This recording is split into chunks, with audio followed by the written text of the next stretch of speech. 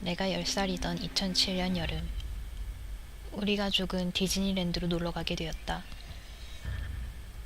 엄마는 경비도 아낄 겸 또 우리를 비행기에서 재울 겸 화요일 밤 12시 비행기로 예약을 해두셨다.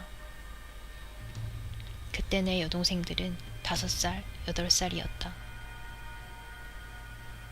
비행기를 기다리는 게이트는 늦은 시간 때문인지 한가했는데 엄마는 제일 어린 여동생과 함께 잠시 화장실에 가셨고 아빠도 간식을 좀 사오시겠다며 남은 동생을 잘 데리고 있으라고 하시고는 잠깐 자리를 비우셨다. 얼마 지나지 않아 어떤 아주머니 한 분이 우리 옆에 와서 앉으셨는데 마치 우리를 봐서 반갑다는 듯 내 등에 손을 올리며 부모님은 어디에 계시냐고 묻길래 금방 돌아오실 거라고 했다. 그러자 이번엔 아저씨 한 분이 가까이 와서는 우리 아빠를 방금 카페에서 봤다며 우리를 만나 기쁘다는 듯 이야기했다. 그리고는 자신들을 우리 아빠의 친척이라고 소개했다. 마냥 수줍었던 우리는 그저 안녕하세요라고 인사했는데 그 순간 그 아저씨는 손을 들어 동생을 잡았고 아줌마는 나를 붙잡았다. 그러고는 우리가 자기 아이들과 만나면 좋겠다고 따라오라고 말했다. 순진했던 우리는 순순히 일어나 그들의 손을 잡고 걸었는데 이상하게도 그들은 우리를 게이트하우스를 벗어나 카페를 지나쳐 계단을 내려가서 출구로 향했다. 그들이 우리를 주차장 쪽으로 데리고 가고 있다는 것을 깨달았을 때 나는 우리를 어디로 데려가는 거냐고 물었고 아줌마는 섬찟하게 웃으며 자기 아이들이 차에서 기다린다고 말했다. 마침내 어두운 주차장 밖으로 걸어나갔을 때 나는 뭔가 잘못됐다는 느낌이 들어 아줌마의 손을 뿌리치고 동생의 손을 잡고는 다시 공항 안으로 들어가고 싶다고 말했다. 그 순간 굳어진 얼굴로 우리를 팔로 감싸 안은 그들은 우리를 차 근처로 끌고 갔고 우리는 소리를 지르기 시작했다.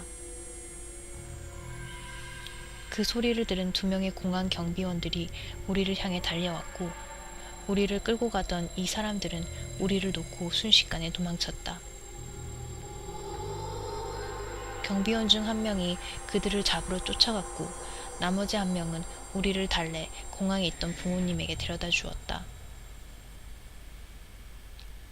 우리가 없어진 지 고작 몇 분밖에 되지 않았을 텐데도 엄마는 벌써 서럽게 울고 계셨다.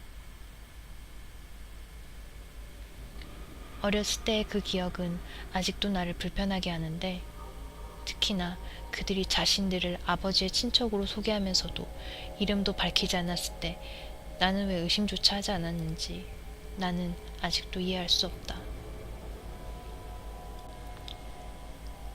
다음날 있을 인터뷰를 위한 노스캐롤라이나행 비행기를 타기 몇 분 전이었다.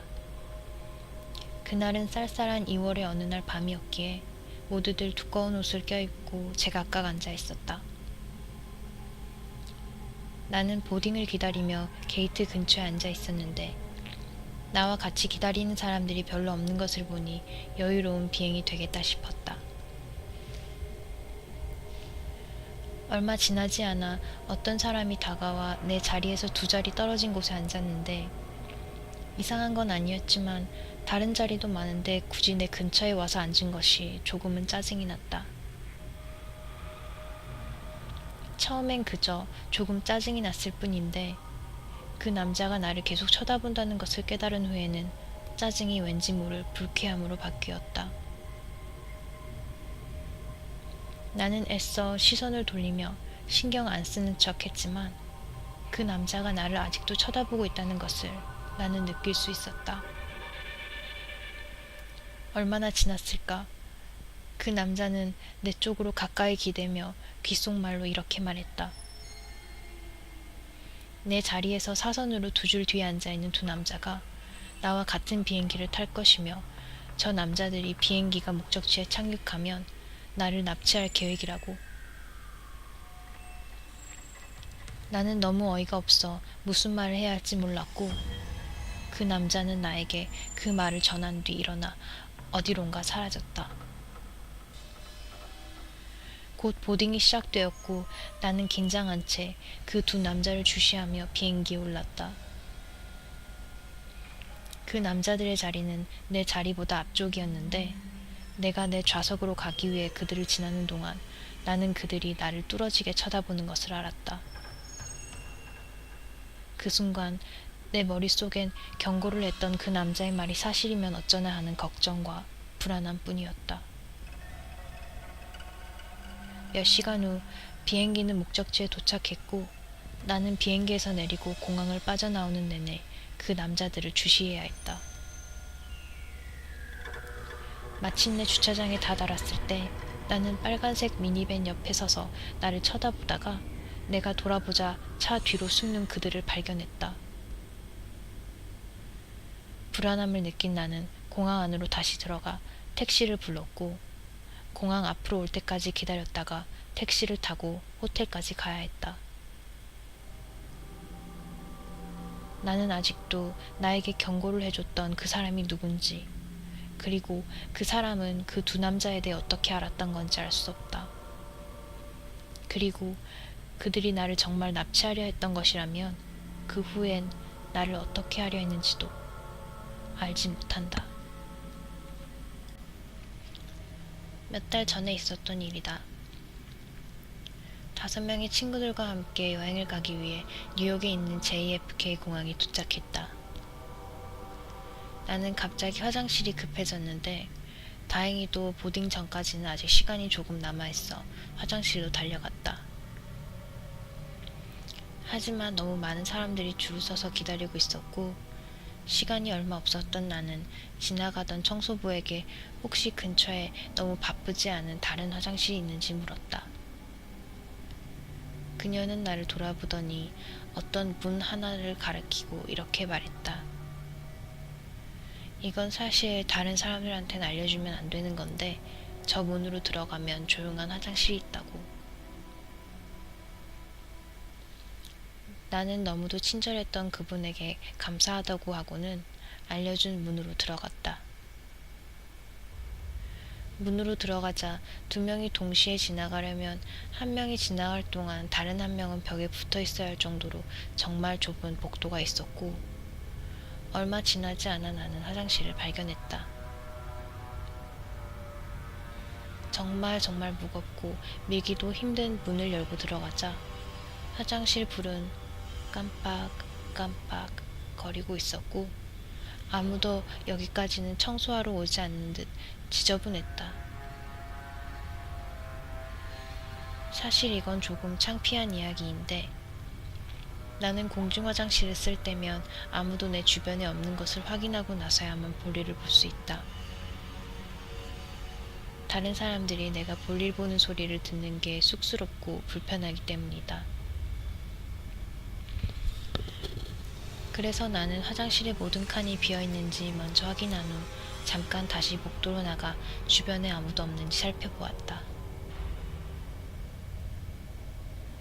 복도 반대편 저 끝 어두운 쪽에 어떤 사람이 서 있는 것이 보였는데 조금은 신경 쓰이긴 했지만 설마 화장실을 쓰러 오겠나 싶어 무시하고는 다시 화장실로 들어갔다.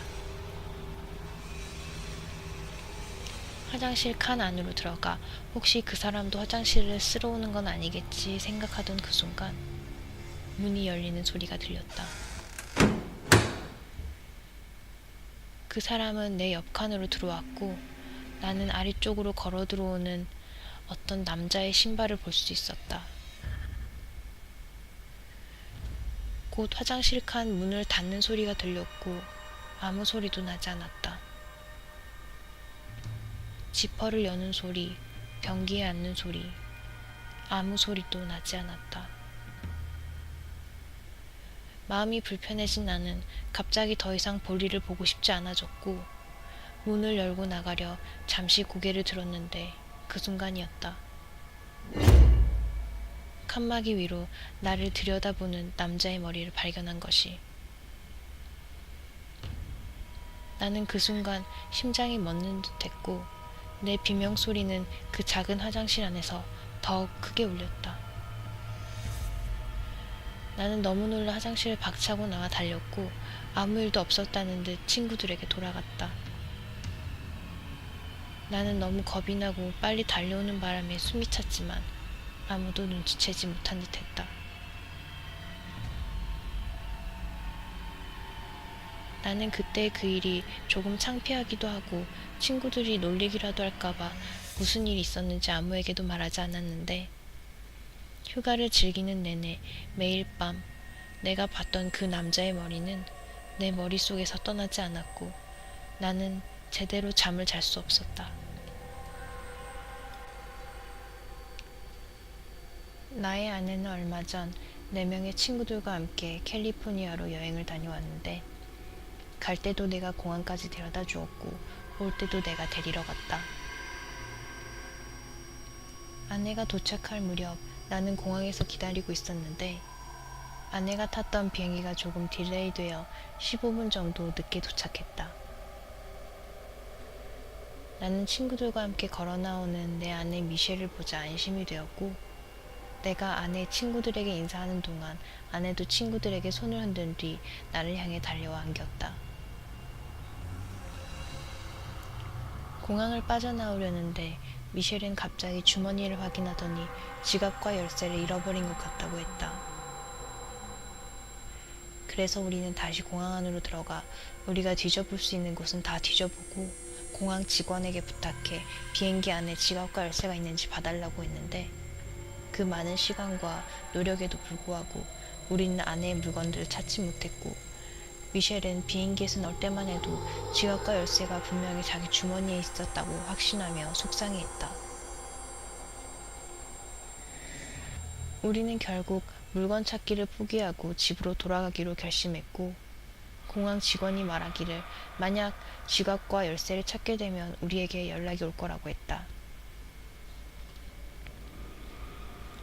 물건을 찾지 못한 미셸은 집으로 가는 동안 내내 기분이 별로였고 집에 도착하자마자 방으로 올라가 짐을 풀고 쉬겠다며 위층으로 올라갔다. 배가 고팠던 나는 그동안 부엌에서 간단한 간식을 먹고 있었는데 그때였다. 위층으로부터 들려오는 아내의 비명소리를 들은 것이. 나는 위층으로 달려 올라갔고 욕실 문을 가리키고 서 있는 아내를 보았다. 방에 있는 서랍들과 옷장문은 모두 열려 있었고 모든 물건들이 다 바닥에 흩어져 있었다. 미셸은 겁먹은 목소리로 욕실에 누군가가 있다고 했고 나는 그 순간 심장이 멎을 것 같았지만 누군가는 용기를 내야 했다. 욕실 문을 열어보려 했지만 당연히도 문은 잠겨 있었다. 미셸은 경찰을 부르기 위해 아래층으로 내려갔고 나는 내 어깨를 문에 부딪혀 문을 부수기로 했다. 5번 정도 부딪혔을 때 문이 열려 들어간 욕실에는 아무도 없었고 창문은 누군가가 비집고 나갈 수 있을 만큼 열려 있었다.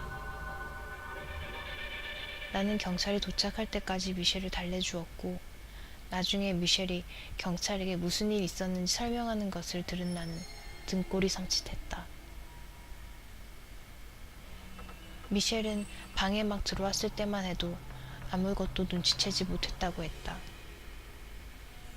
하지만 곧 뭔가가 그녀 뒤를 스쳐 지나가는 것을 느꼈고 돌아봤을 때는 키가 엄청 큰 남자가 욕실 쪽으로 걸어가며 감정이 없는 얼굴로 그녀를 노려봤다는 것이다. 너무 겁을 먹은 미셸은 남자가 욕실 안으로 들어가 문을 잠그기 전까지는 비명조차 지르지 못했다고 했다. 아무래도 그 남자가 아내의 지갑과 열쇠를 어디선가 주운 듯했고 그래서 우리 집을 찾아 쉽게 들어올 수 있었던 것 같다. 우리는 그 다음날 바로 현관문 열쇠를 바꾸었고 다시는 그 남자를 보지 못했다.